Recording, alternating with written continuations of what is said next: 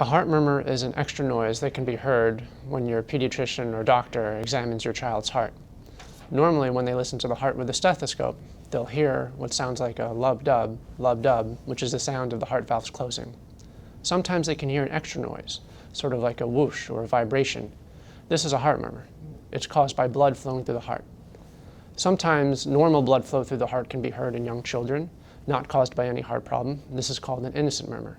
Other times, however, a heart problem can cause a heart murmur, such as a hole or a narrow valve or a leaky valve.